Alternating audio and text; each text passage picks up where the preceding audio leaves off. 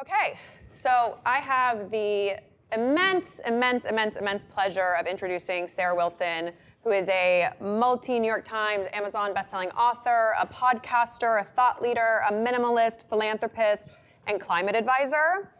And Sarah's very much a pioneer. She built a company that earlier this year she shut down and donated the proceeds to charity. So this is like pre-Patagonia. So we're talking very, very prescient and leading the charge in being a conscious person and consumer leader in the world.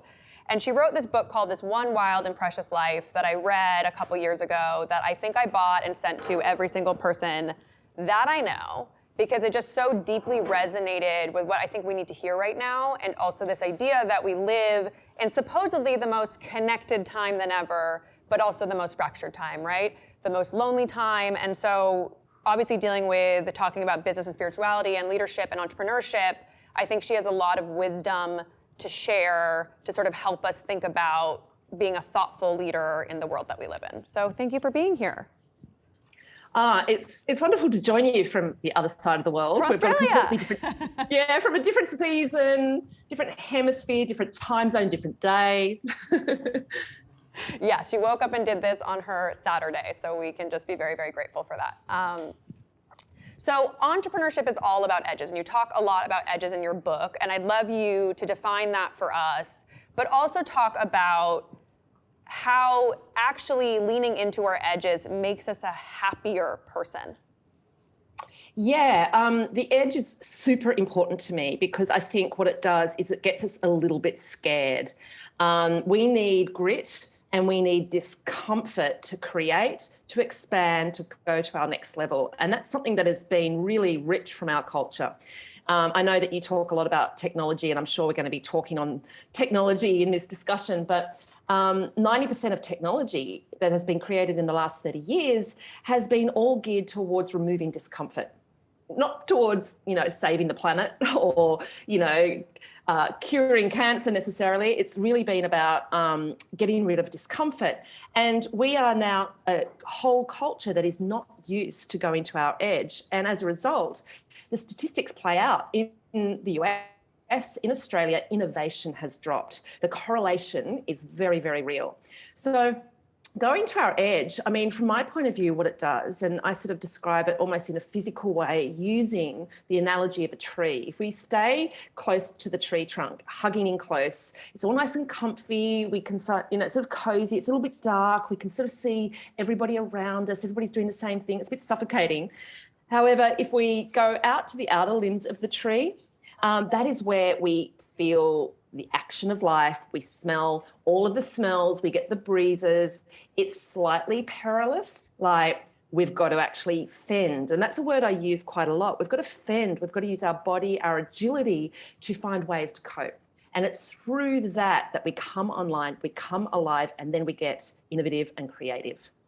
And so can we talk a little bit about, while in our edge, this deep place of discomfort, we're talking a lot about like cultivating resilience and how do we do that, and I'm a big fan of edges as well, but for people that maybe their first time coming to their edge or life hit them and they're, being brought to their knees, what is the advice that we can give to help people cultivate better resilience?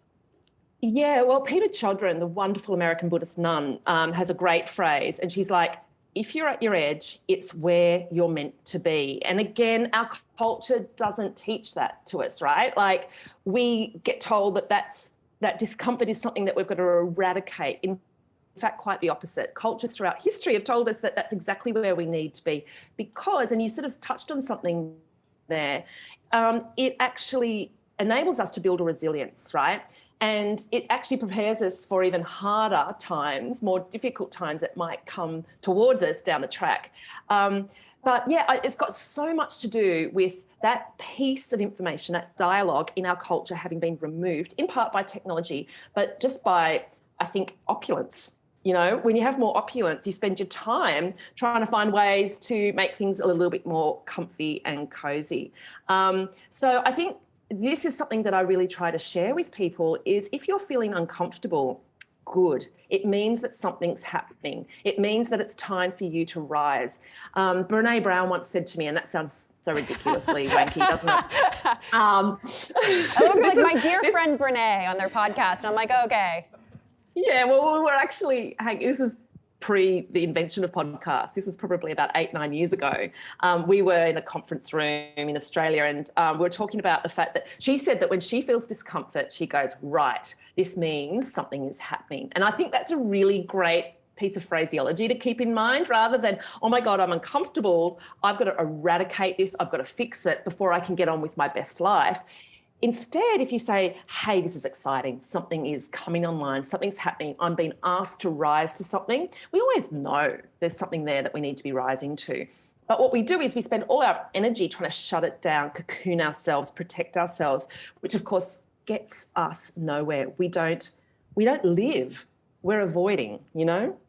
I think life has a way of hitting you that until you listen, it'll keep hitting you. So you might as well listen the first time, because it's not even worth like going through the exercise. So as someone who seeks edges or like appreciates that moment, do you ever seek them out, or do you wait for them to sort of come to you? It's funny because I think I mentioned this in my book, this one, Wild and Precious Life. A friend of mine said to me, are you looking for trouble? You seem to be looking for trouble. And there's a side of me that does, because I've worked out this little secret, you see, this little secret that when you go to your edge, you get results, right? So I kind of know that when I'm a bit blah, I'm uninspired, I'm in a rut, I'll actually go and find challenges. So I do it physically. I think that's actually a very easy way to do it. So I took up ocean swimming. I'm a really bad swimmer. Like, I spend all of my energy trying to just stay afloat. And I took up ocean swimming. This was a little while back in some of the sharkiest water in Australia. And look, there's other people doing it. I make sure I swim, you know, not the furthest out. There's a bunch of old blokes swimming out, you know, a little bit out further than me. And it scares me, and I like the feeling of it. I also go hiking, as you know. We just offline, we talked about that. I will often go hiking, and I'll fling myself into an area where I don't really know the lay of the land. I don't know the maps. And I'll do it in an area where I'll probably have to hitchhike or do something radical and scary to get home. Yeah. So I do inject a little bit of that, but I can also feel it in me that when things have got a little bit too easy, I'm like, right, it's time for me to create and to invent. And I'll send the scary email to the person I've been thinking about connecting with for some time to suggest a business proposition. I'll do that email. I'll do a few things like that to inject that vibrancy back into the equation. That's a great answer, because I was gonna say, like, I am someone, I'm like a little risk averse in life, because I feel like I'm very risk averse in like business. So I'm like, that is where I seek my edges. I would definitely not be getting in shark infested waters. But I think you're exactly, no. You could not even pay me, you could offer me all the money in the world, I'd be like, absolutely not. I think it's very, it's good to bring in both sort of parts of the equation, which is like edges are everywhere. They're not just in these sort of adrenaline seeking activities, but it's also in the sort of maybe small thing. And like for me, that even came to like through family healing, having a difficult conversation with my parent or something like that, that felt scary, that allowed me to sort of, you know, live on that edge. And so I think that's such a great way to frame it. There's even smaller, more minutiae kind of things that you can do, granular stuff like, you know, if you walk to the same coffee shop each day, walk a different way, or try another coffee shop, or try saying hello to the barista. Do something, you know, Eleanor Roosevelt said it very famously, do something that scares you every day, but it can be something really small. And you'll be amazed how many beautiful interactions and expansions will come out of it. So as you say, it could be just doing that difficult phone call to a family member, but it can also be really pleasant things, like things that feel more like an adventure, like literally walking a different way to the coffee shop. Yeah, I love that. I love that. It feels very like tactical. So do you think that resilience is a muscle? I do, absolutely. I think the science also shows that that is the case. In fact, there's so much about our brains, which are all about building up muscle. And I think that so many of our rituals throughout history have been geared towards building up that muscle so that we are prepared for more difficult times. And so when I'm sort of seeing a few medium-sized challenges on my plate, I do try to reframe it, because you could get stuck in it and go, my goodness, my life is falling apart, nothing's working, I'm just not getting anywhere. Instead, I just see it as a little bit of practice for what might be coming ahead, because tougher times are always going to potentially be on the horizon, right? Yep. So you might as well fire up, bulk up, muscle up. The one thing I'd say to that is you also do reach an age. I'm approaching 50 now, and you do reach an age where you do have to let go of this idea that your life is a run-up, that it's a dress rehearsal, that it's all about gearing yourself towards some big grand moment where life is going to happen. You get older and you go, the real thing better be happening now. And in fact, you go, this is the real thing. This is probably as good as it gets. And I'm actually very happy with that. The wonderful thing about getting older is that your life does get better because you've got better life skills and you've got better philosophies for seeing it all through. But there is also an art to ensuring that you see beauty in the resilience building. You don't see it as a thing you've got to do so you can get to the good stuff. So it's a bit like going to the gym. Try to enjoy going to the gym rather than just thinking about when you're going to have that six-pack. I mean, that's a really basic analogy, but I think that's how I try to live my life. I try to see all the practices as the enjoyable bit, the bit that actually gives me my life force. I think that's really beautiful. A big shift for me in my work life came from being less outcome focused and more process focused. When I tried for a long time to control the outcome and it didn't work, so might as well start enjoying the process. And through that, right, you start to become more fully awake, more present, and then that's where the juice lives. And I realized I spent all this time seeking achievement and outcome, and I missed all the good parts of it. Like I was just, because once you get the next thing, you're looking for the next thing. And it was like, actually, if I can just sit here and enjoy each day, then all of a sudden I don't need to be focusing on the next destination because I feel like I've already arrived. Exactly. And look, what I would add to that, I, as you know, wrote a book about anxiety called First We Make the Beast Beautiful, and the secret's in the title. It's like, let's make this thing, anxiety, a wonderful, beautiful, and really productive thing, like reframe it. Then we can see that we don't need to eradicate or get on top of our anxiety before we can live a good life. And that's sort of the gist of the book, is actually reframing the anxiety as something that is actually rewarding, enriching, and important now. We don't have to become a different person to feel like we're having a great, fulfilling life. And I think that can apply to all kinds of things. And once I learned that secret, my life just got actually more bountiful because I wasn't waiting. I didn't have that kind of purgatory mindset. Yeah, it's all these like secrets. I read this book, Power versus Force, which you're probably familiar with. And it was that sort of idea that I was like, why have I taken so long to read this book? It's just been here the whole time. And it's just those small secrets that then fundamentally change how you show up. So we're going to talk a little bit about technology, because I know you and I share some similar thoughts. And so for people that are in the business of building technology, how can we think about technology to build more conscious products? Look, it's an interesting one because at the moment I'm a little bit obsessed and fascinated by transhumanism, which is this big movement where, with AI taking over our ability to formulate, creations and solve problems and so on and so forth. It's a huge area, and quite honestly, it terrifies me. But one of the things that terrifies me about it is there's so little forethought.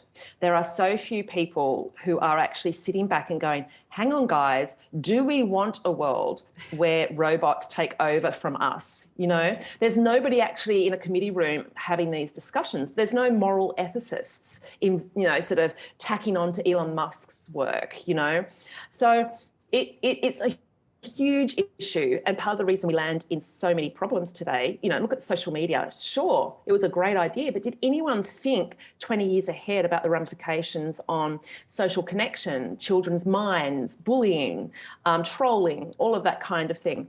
So I think there needs to be a lot more forethought put into any kind of tech development. Now, that's a very idealistic notion. who's going to sit down with these, tech bros in Silicon Valley and go, hey guys, let's just sit in this conference room with the whiteboard and map out how this is going to vibe out in a couple of decades, But I think we're starting to realise that this kind of thing needs to be happening, and really it's probably not going to happen within the market system. It needs to come from government intervention. Unfortunately, governments around the world are lagging. They're playing catch up. They're trying to patchwork, breaches of privacy and a whole range, competition laws. They're sort of really kind of following behind what's happening in tech. But if there are tech leaders out there developing any kind of product, I really encourage them, so that they don't have to lie and stare at the ceiling and have dark soul, night of the soul moments down the track, to think about the moral repercussions of anything that they're developing. I don't know what the solution though is, because the horse is well and truly bolted on this one. Okay, but let's just take a scenario. So say I'm a founder who actually took the time to do an exercise and say, okay, let's talk about this business, let's future-proof it, let's talk 30 years in the future, let's walk through all the different scenarios. But we can't predict the future, right? So even with the most best intentions, how can we be more prescient? How can we, this is the big question I have, because I personally don't believe, could Mark Zuckerberg have done more checking on every side to, figure out that maybe this could become a divisive platform? Yes. But I don't believe the intention was that. I don't think he could have predicted what happened. So I want to be able to give entrepreneurs things to really think about deeply as they're building, so we can sort of do our best to future-proof, knowing that we may not be able to predict the future or what those repercussions might be, but really what are the key pieces we can really start mulling on.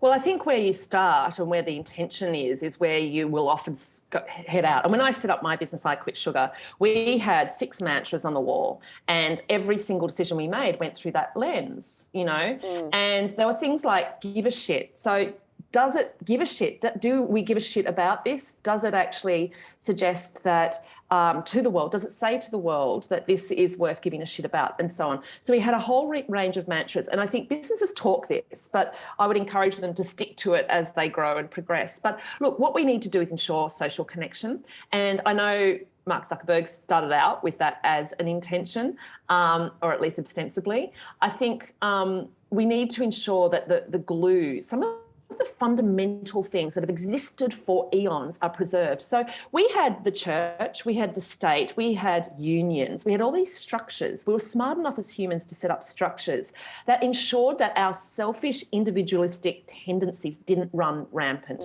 So as humans, we don't have fangs, we don't run particularly fast.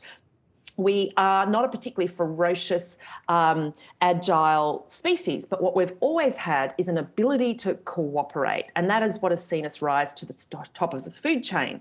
And we did that because we're very individualistic, but if our individualistic urges run rampant, we wouldn't actually be able to form these cooperative groups that enabled us to beat the tigers and the elephants and all of that kind of thing. And we did that via these structures, the church, that would ensure that there was a Sabbath. We had a day of rest so that we didn't go mad with our 24/7 kind of on brains. We had trade unions that did the same thing. So we had these structures. And so what I would say is we need those structures, because I would say the tech world tends to represent our individualistic thinking run rampant. And that's how the market works. I think the solution is to bring back in some of these government or external structures that preserve the collective interest, because we need to find that beautiful tension to survive. And this is what neoliberalism has done. We've gone, great, the market forces can just go and determine things, all very well, but it's actually spelling our demise, because we need the collective to ensure that we don't actually eat ourselves up in our own petri dish, which is what's happening with the climate crisis, it's what's happening with AI, biotech, nuclear developments.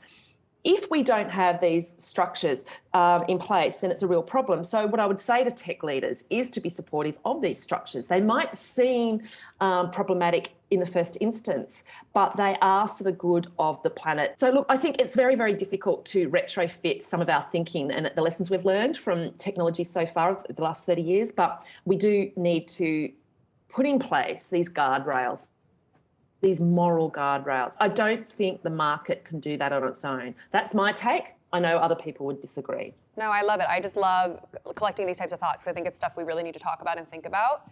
And so you are recently an ambassador to a tech company. I would love if you could talk about why you decided to do that. Yeah, it's an interesting one. It's called We Are 8, number 8. And in fact, an incredible woman. She's actually Australian, but she was based in New York for, I think, about 10, 15 years. She developed this ad technology for, the advertising industry to actually collect data from click-throughs on various tech platforms. So she knows the realm very well. She got sick of the way that advertising worked and built this model that flips it all on its head. She spent years and years going, could we do this better? The way the model works is it essentially, so as a viewer, I can choose to click on an ad. If I choose to click on it and watch it, it's quite interactive. It's generally geared towards sustainable messages, that kind of thing. I get paid to watch the ad. Then I have the wallet and it builds up cash, and then I get invited to donate that to charities.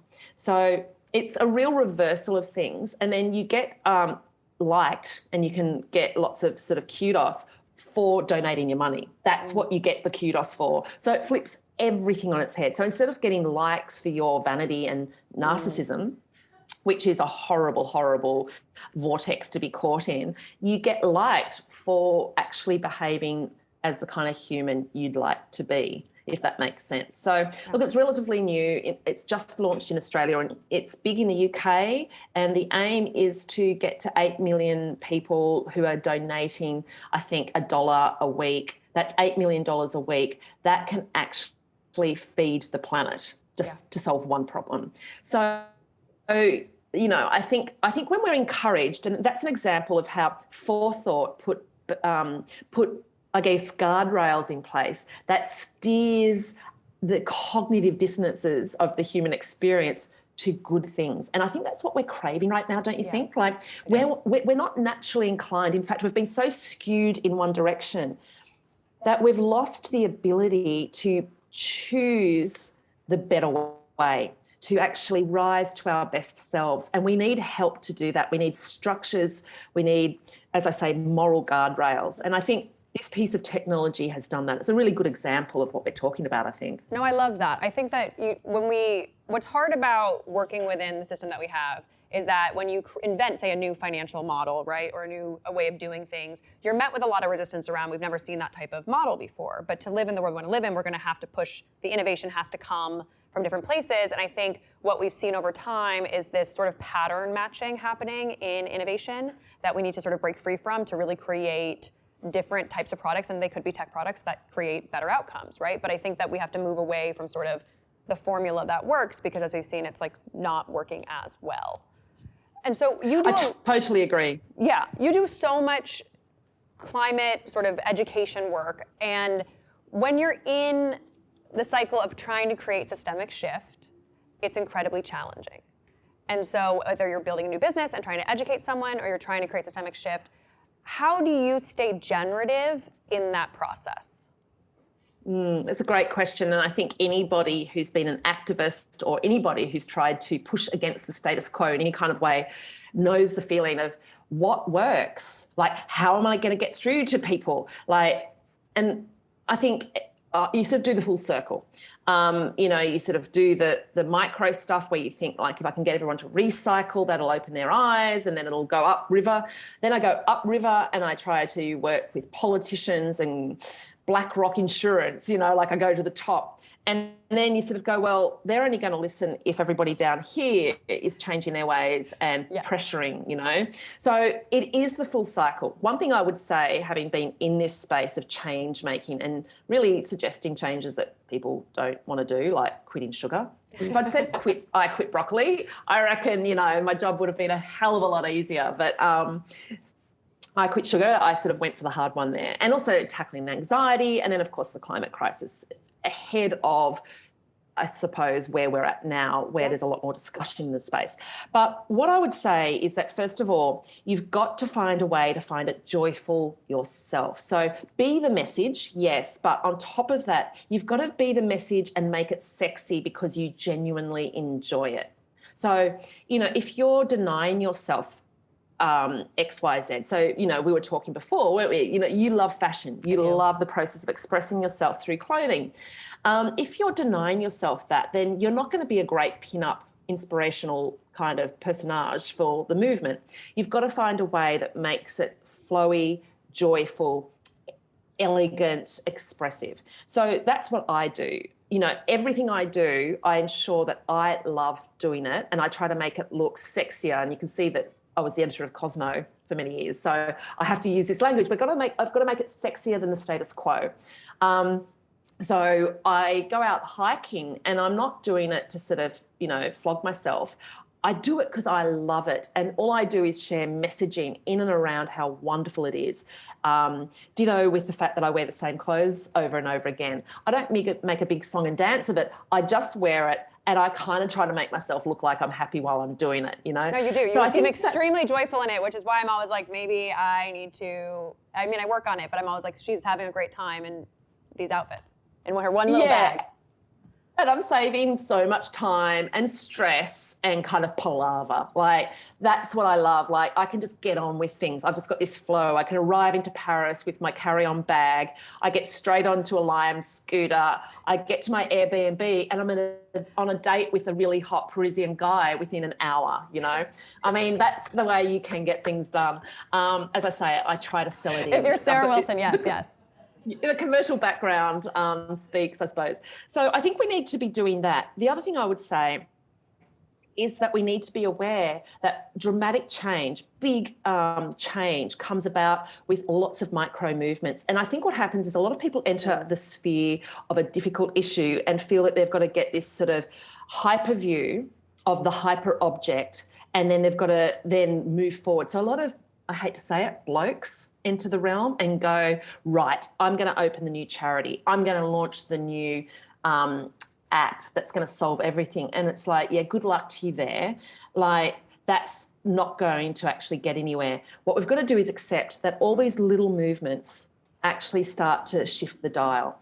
And so if you're even a small piece in all of this, great. And if you're entering it from upriver or downriver, it doesn't matter. Your place in this is important, and you will be able to grow it and have success if you stand in it with conviction and belief, and you're actually joyfully engaged in it.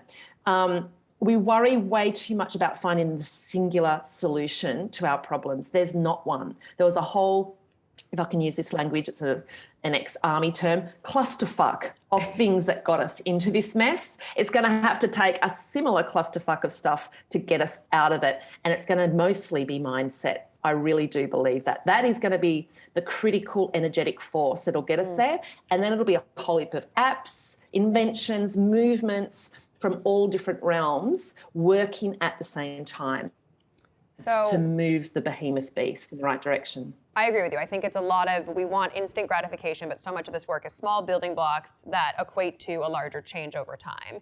And we're used to in our culture, right? The lack of discomfort, instant gratification. So you talked about mindset.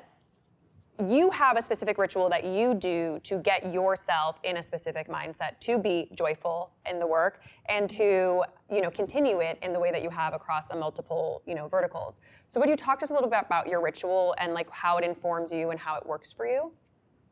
I have a bunch, but I think a morning ritual is one that,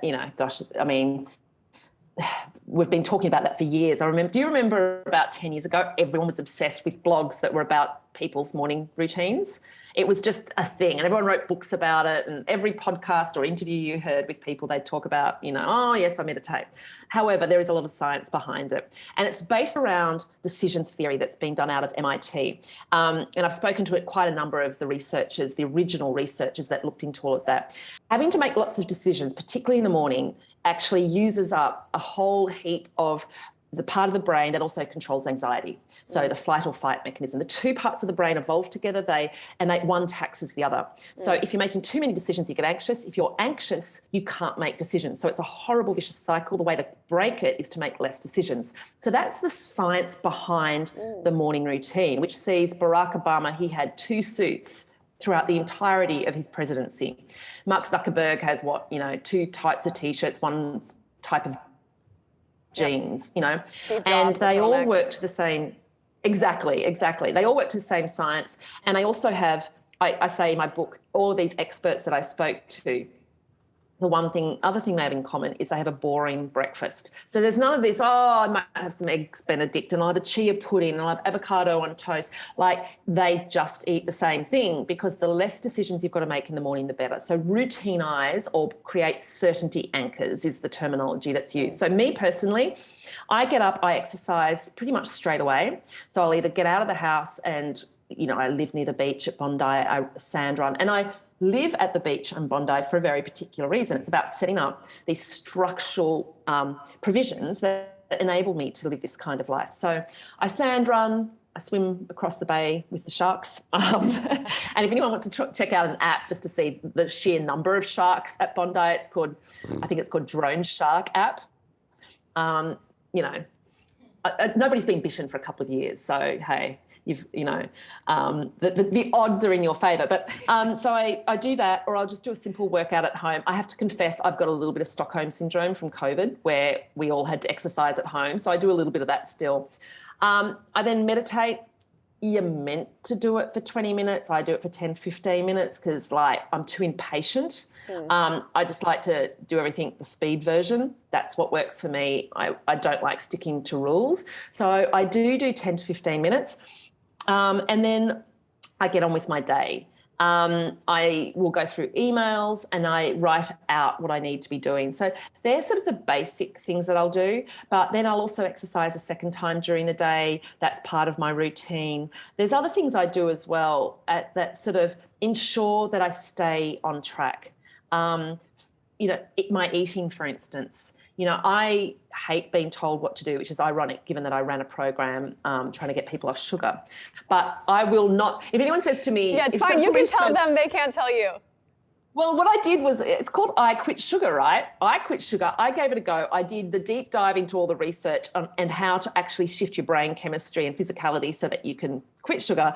You do what you want, you know. So people say, oh, should I do this? Should I do that? They're like, you do what you want. If you're asking me what I do... So I should also point out, I eat 2 to 3 squares of 90% cacao dark chocolate every morning for breakfast. And I also drink a glass of red wine most evenings. Okay. So, yes, I don't like rules. I don't like too much denial. So I allow all of these things. And I will go off the rails a little with my eating, where it starts to affect my ability to think clearly and to live the life I really want to be living, especially as you get older. Anybody who's sort of over the age of 40 will know what I mean. You know, the stuff that you talk about in your 30s that you should do, once you hit 40, it's non-negotiable, right? You've got to do this stuff to actually be able to get up and be vertical in the morning. So, I sort of veer off a little bit and then I recorrect, by having 2 quiet nights in where I'm eating vegetables and protein, you know, that kind of thing, and lots of olive oil. So I have a number of practices that I know work for me, but I think the really important thing for anyone who's developing their own routine, their own structures and practices, you've got to be able to pull back. And I call it sitting further back from in the cinema.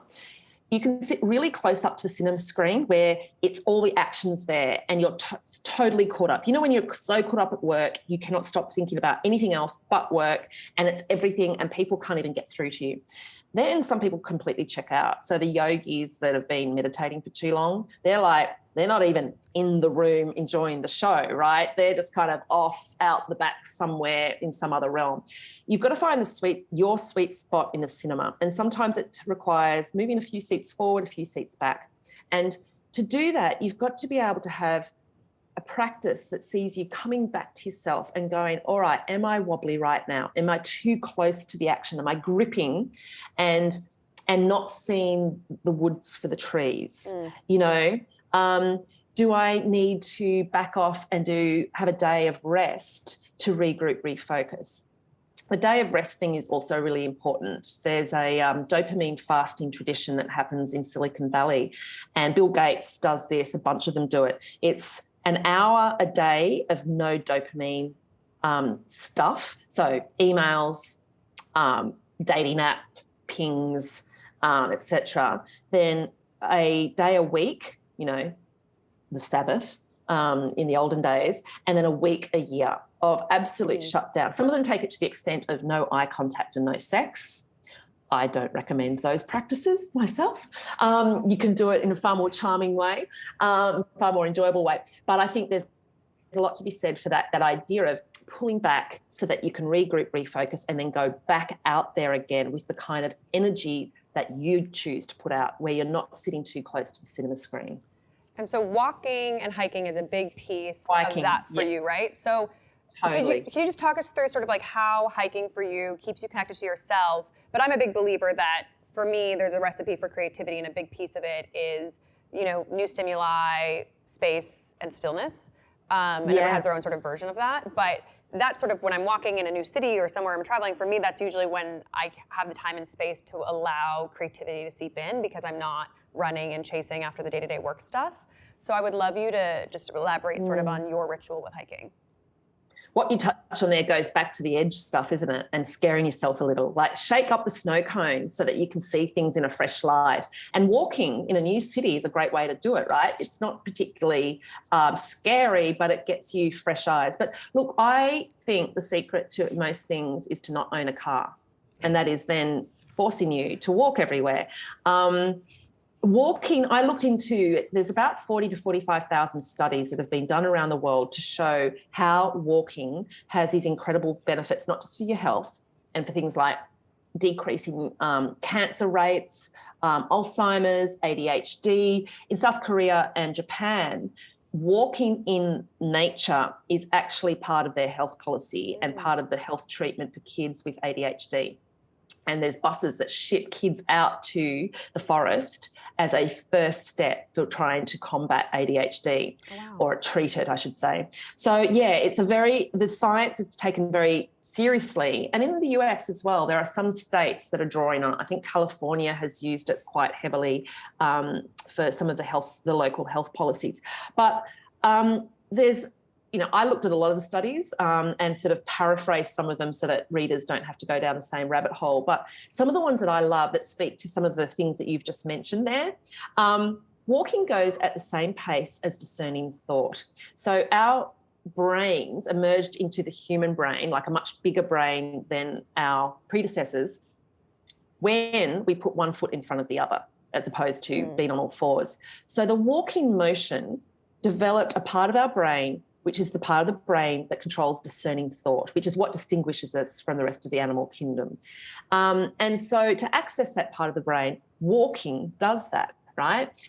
Also, it's a very calming thing, so it enables that more expansive thinking. So if you want to calm a baby, they've done studies that show that a baby is calmed at the rocking pace that best emulates the average pace of a woman walking in nature.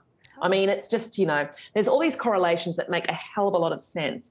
And then fractals, our eyes are made up of these fractals, these repeated patterns.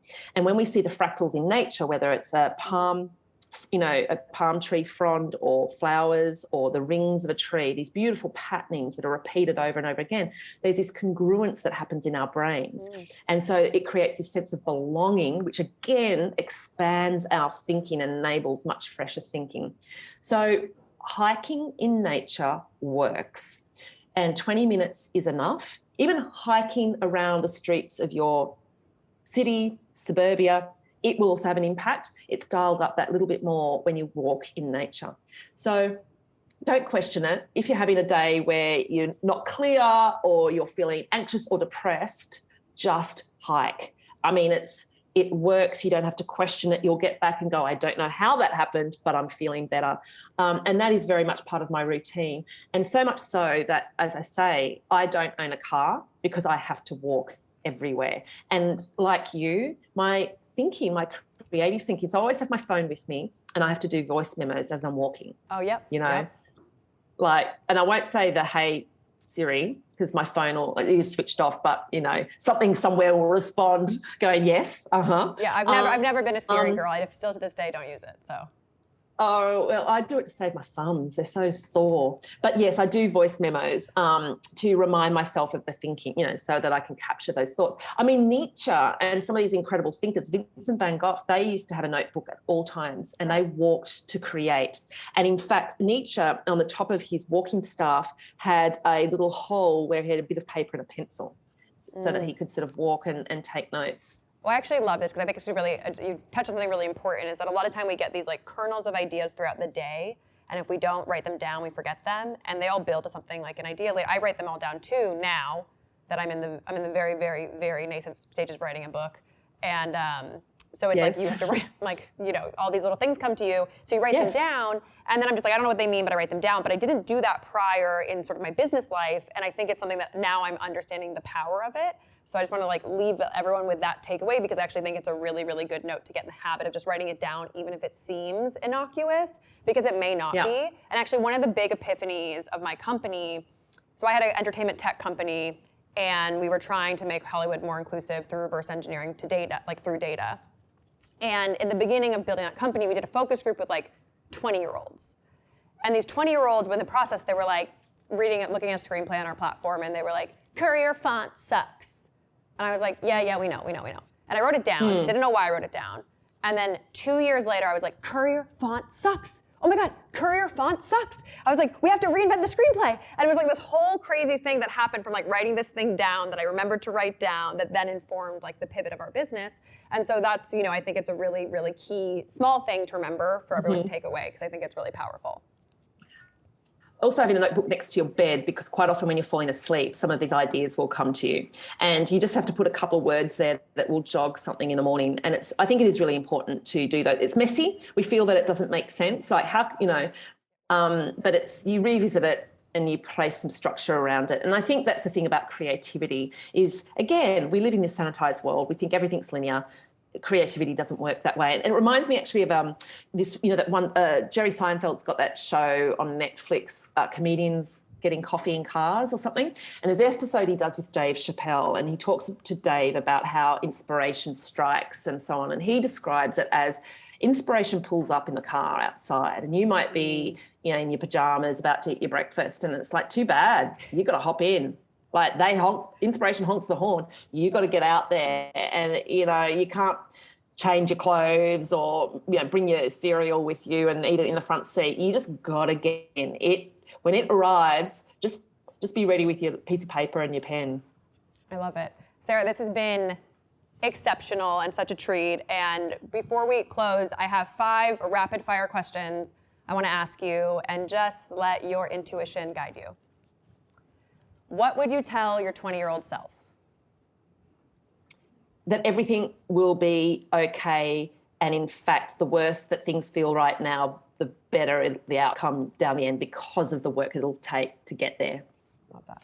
What is the last book you read? Well, I'm currently reading John Fowles' The Magus. I found it in a Greek Airbnb, and it's good writing. I like 1950s male American writing.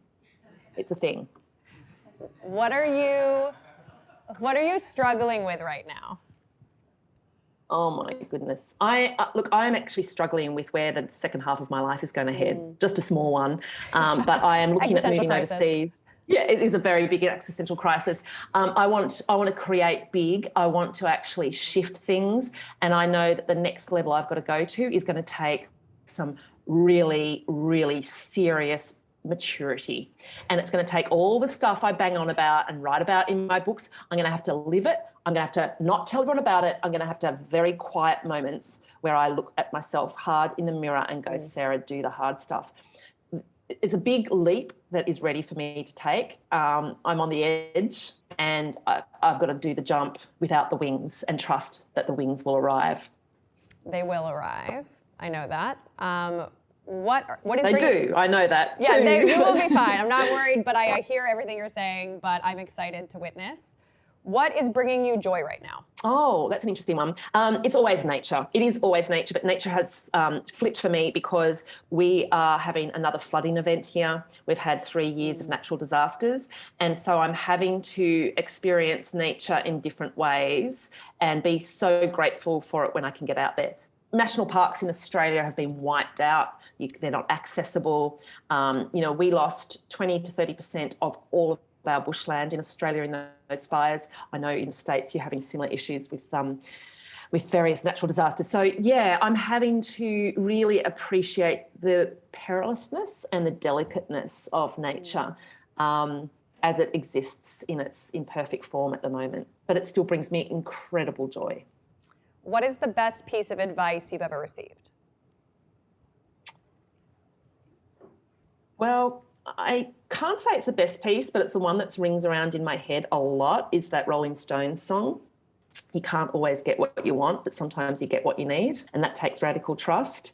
The other one that's sort of a little related, my meditation teacher, who's been with me forever, has said, he always says, get your filthy mitts off it, Sarah. As in, like, I grip too hard, and he said, like, release the grip, get your hands off it. And that is one of the most effective techniques when I am caught in a rut. I'm not joking. You might remember the bit in the book where I released this. It's not very rapid fire answer, I know, but I released the grip, went off and just dropped my computer. I just went, I'm not even looking at emails. And I'd been firing off all these emails to Oprah and Maria Shriver to interview for my book. And I'd just been getting rejections or no answers, and I was going mad with it. And I went, right, I'm going to go and sit in a cafe for 2 hours. I'm not going to touch my technology. So I got to the cafe, and I get a ping from my agent saying, hey, Maria Shriver, she can't do the interview. She's traveling. And I was like, yeah. Anyway, I got stalled at the cafe with these various things happening. And about an hour later, I get up to pay. Maria Shriver walks into the cafe I'm sitting in. Like, this is in Sydney, Australia. She lives somewhere in LA. So anyway, I went and told Maria Shriver the story, and she said, do you still need to talk? And I went, no, I've got my story. It's good. The story's good enough.